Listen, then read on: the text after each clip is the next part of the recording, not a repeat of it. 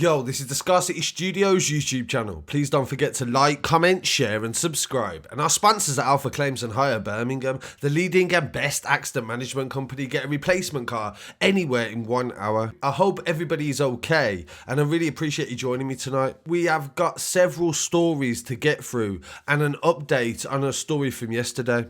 In regard to the drive-by shooting in the Blackburn area of Lancashire, the woman that was killed has been named as Hachem. Aya was 19 years old and she was a university student. She was studying law. And since the murder, CCTV has emerged of the moment that she was shot dead outside the Lidl. I said Audi yesterday, but it was actually Lidl when she was shot dead on the Sunday. 3 men have been arrested on suspicion of murder after a 19-year-old woman was shot dead in the Blackburn area. Aya, a second-year law student at Salford University, was gunned down when a car on Sunday afternoon on her way to the supermarket. A statement from Lancashire police said on Monday 3 men from Blackburn aged 39, 33 and 36 have been detained on suspicion of murder and were held in police custody.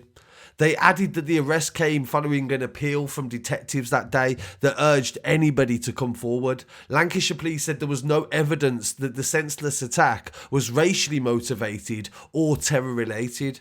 Aya was the oldest of 4 siblings and she was from a family of refugees from Lebanon. In a statement released on Monday by her parents, they said that she was taken from us in the most horrendous of circumstances and they are absolutely devastated by her death. They would like to take this opportunity to plead with members of the public for any information. And when this initially happened, I seen straight away online people were saying this was an honour killing. And I found this quite disheartening that people are still making them automatic assumptions just because she was a young Muslim girl. And from what I'm being told from reliable sources is that she had nothing to do with anything. It was actually an altercation between what I allege may be rival businesses. So there was 2 people arguing that came from different businesses, but I can't confirm that at the moment. But this is what a lot of people in the area are saying, and it seems to be much more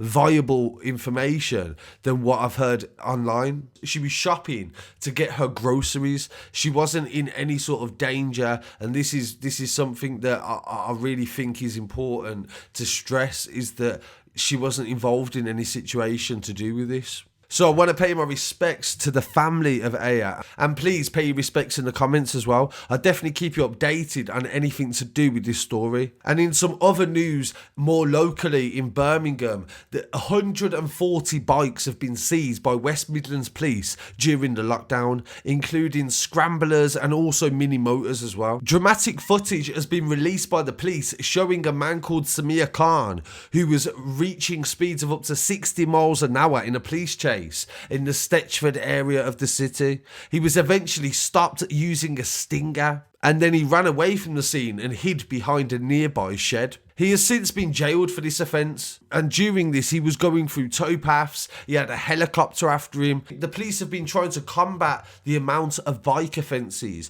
by doing traffic stops, and neighbourhood officers, dog units and helicopters have been involved in the crackdown. This has seen a lot of bikes, quads and scramblers be seized as well. And half of them were stolen, they said. Khan initially failed to stop in Stetchford. On the 25th of February this year, he was travelling on the wrong side of the road and went through a red light before they used a stinger in the Yardley area of the city to slow him down.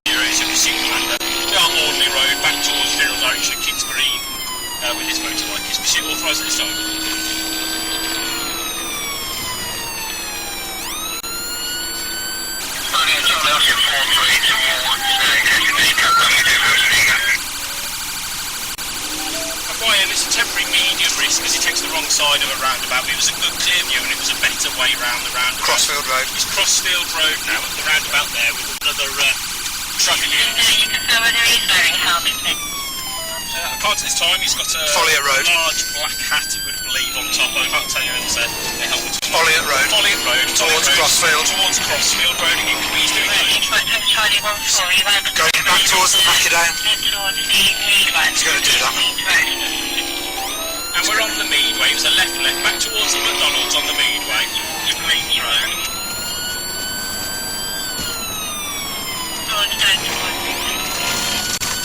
Oh, yes!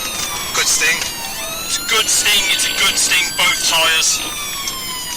Get ready with the dog. Yeah.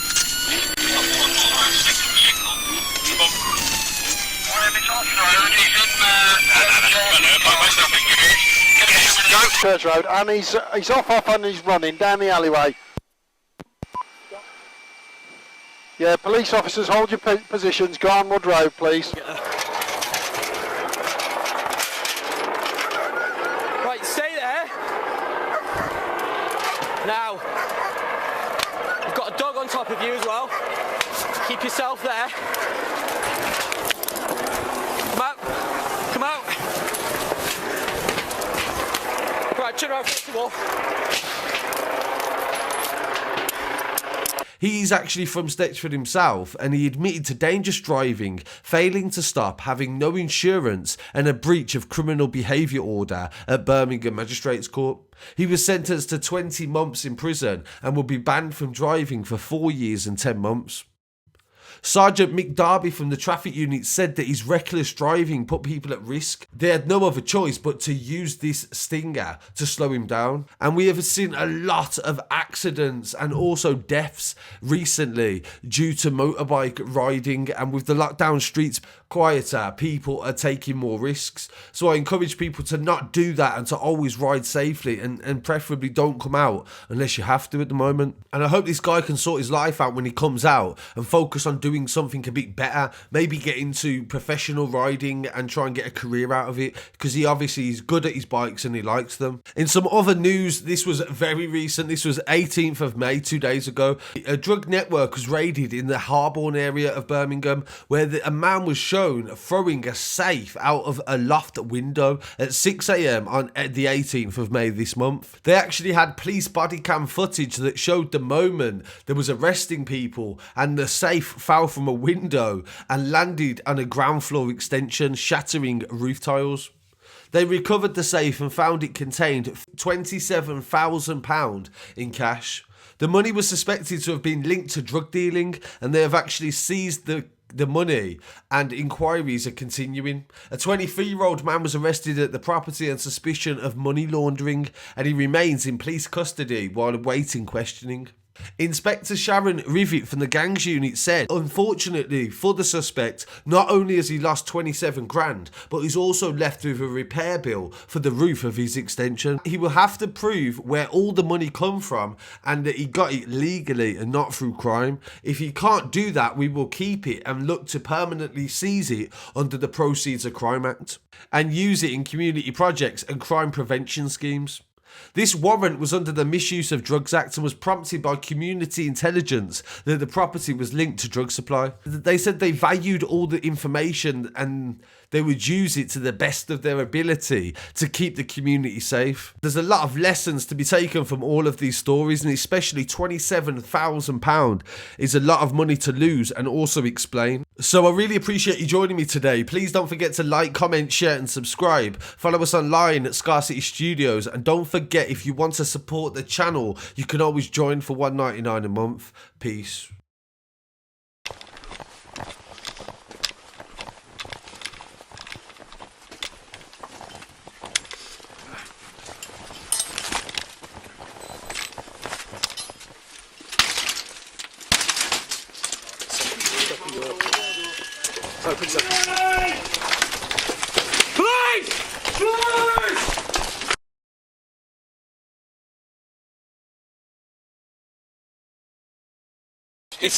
It's on that roof.